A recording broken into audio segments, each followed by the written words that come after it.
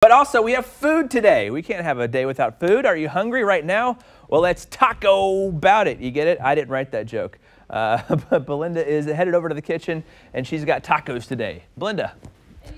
We are making a traditional Mexican favorite with a slight twist. Vegan chef Teresa Dominguez is working hard in the kitchen here already, and we are making tacos al pastor. So, man, we were just talking about this, and what does that name come from, and what does it mean? Well, pastor, it means shepherd, and it comes from the way that the shepherd used to have to cook when they were out in the field. It's also derived from the Lebanese when they came over to Mexico, so the Mexicans kind of adapted that from their shawarma, which they cook their meat on a vertical spit. And I was going to say, we did have shawarma on the show not too long ago that was used with lamb, but these ones are all vegan, and man, don't they look tasty? I think they look delicious, but I'm vegan. Yes. So let's talk about that. You know, what was your decision to have like the vegan lifestyle? When I initially started it, it had to do with a lot on trying to get healthy. It became more of a, I guess you could say, conviction for me, and just trying to live a more kinder way of life towards the animals, towards the planet, just, you know, environmentally, all the way around. Well, it's so sustainable, and right now we're looking at these mushrooms being sauteed right now, and man, they look so good. You know, how do mushrooms and other forms of vegetables actually really, they can be used as a protein source? Yeah, I mean, every vegetable pretty much has some protein in it. So, I mean, if you have a good combination of things, you should always be able to fill that protein, and we don't need as much protein as a lot of people think. Okay, well, maybe we don't need as much as we're trying to shove on our plate all the time. Right. You know, but what truly inspires the vegan taco, right? Because this is kind of your guys' twist on that. Yeah, well, my ethnicity is Hispanic. I'm Mexican, and this is the kind of food that I grew up with.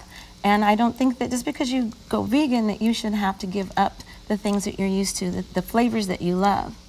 Yes. So, yeah, so we just try to adapt that into the vegan lifestyle. Well, that's so inspiring. And you know what? All of these smells, we got to get to actually plating this taco, because I think, you know, I've missed out on breakfast, some other people maybe in the studio. So can we get to it? Sure, okay. Yeah. Yeah, so we have our raw mushroom here. It's the portobello. We just used the cap this time. We saved the stems, and I'll show you what we did with that in a little bit. You just put your marinade in here. It needs to marinate in the refrigerator for a minimum of at least 2 hours. You can do it for a few days ahead of time. And then you're going to saute that up till it gets a nice texture on it. And we're just going to come over here and grab a tortilla here. Okay, we got to start with the tortilla, of course. Tortilla. Can we grab the black one? Yeah, it's actually, it started out blue. It got a little darker as we heated it. Yeah, it's blue corn. And we're going to take some of our mushroom here. Okay. And just start building.